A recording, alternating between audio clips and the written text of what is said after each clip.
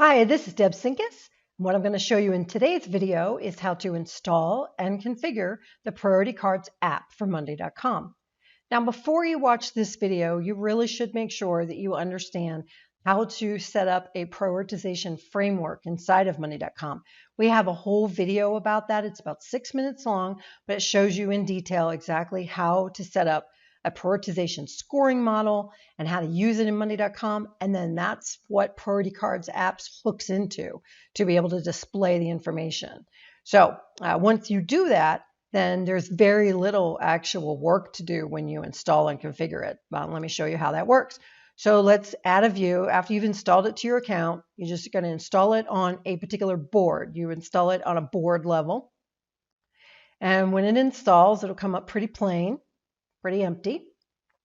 And there's a couple of things. Again, you need to have watched that other video to understand this, but you need to have a formula column that calculates your priority score, and that needs to be selected here. And then there needs to be a progress column, and you need to have selected that there. These are like the two most important columns that have to be on there. And then by default, we're going to make this little avatar up here the creator of the item. But if you would prefer to make that, for example, lead, you can do that. And then in that case, it'll show multiple people if you happen to have multiple people. Now, the main purpose of priority cards is not to focus on deadlines, but to focus on prioritization. So while we do make a date column available to you, it is very simplistic what you can do with it. So if you choose a date column, and it's completely optional, you can leave it off. If you choose a date column, you're going to see these little clock icons. And then when you hover over them, they'll just basically tell you, the date that's in that column if it has one assigned. If there's no clock, it means there's no date that's been set yet in that date column. Now, because the API currently does not give us all the information we need to do a deadline mode, we do give you the option to say, well, I actually care about this as a deadline, and I want to see a little bit more information than just a clock with a hover. In that case, then you can say, here's my status column that I want you to look at when you're deciding whether or not my task is done, whether or not my task is overdue, whether or not my task is coming up this week. And in that case, then you'll see the clocks turn colors. Like, for example, this one blue means it's coming up in the next week. Green means we've already finished it. We don't make a judgment inside of priority cards whether it was late or anything. Again, not the focus isn't on deadlines and time, it's on prioritization. But we do at least show you that it's done. Like, you can just quickly see this is a finished item. It's been completed. And then red is past due.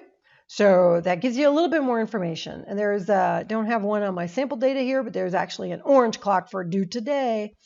Now, there's a big empty space here, and you might wonder, well, why is that? Well, Priority Cards was, again, designed for people to be able to decide on information. They could be deciding on what conversion rate optimization idea they should do next. They could be deciding on which marketing project they should do next. They could be deciding on a lot of different things inside their business.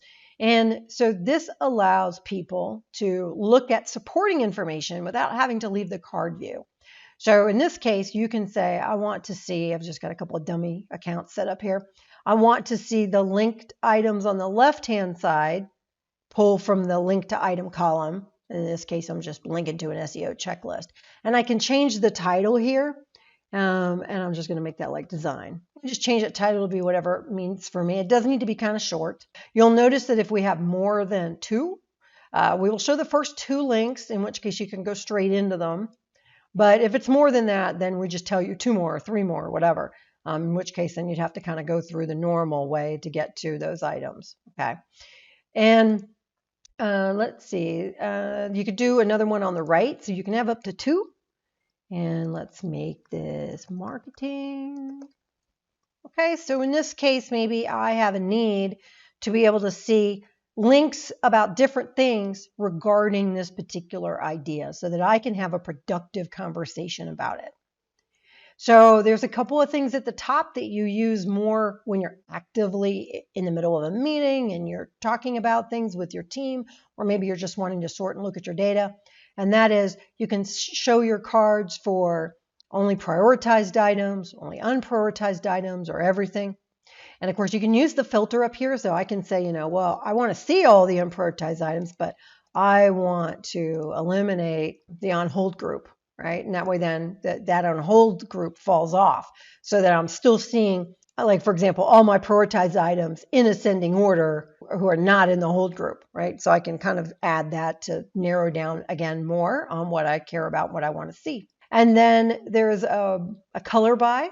So you can say, well, I want to see the source of this data as a column in mine. I can choose that, and then it will label based on the label of the status column, and it will color it based on the color of the status column. Let's go ahead and set this to all so we can see a few more. If that status column isn't set, it'll just be the gray like this with no label. And then you can also divide by a column. You can choose a lead column, a people column. So in this case, maybe for me, it would be lead, right? I can see everything assigned by person. Or maybe I want to just see it by page type. I want to see, these are the things that are the blog page type. These are the things that affect all pages, that sort of thing. Here's product pages. Or I can use this or divide by groups override. So when you click this box, it will show you only groups from the board in the order that they are on the board. When you choose that, it treats it as an override. So whatever's in this field will be ignored and it will divide by the groups.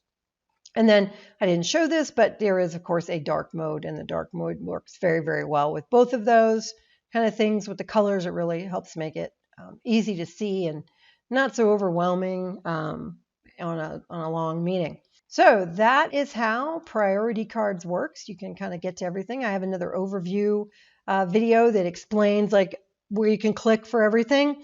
But this basically gives you a very unique and flexible way to see your data, especially when what you care about is prioritizing the work.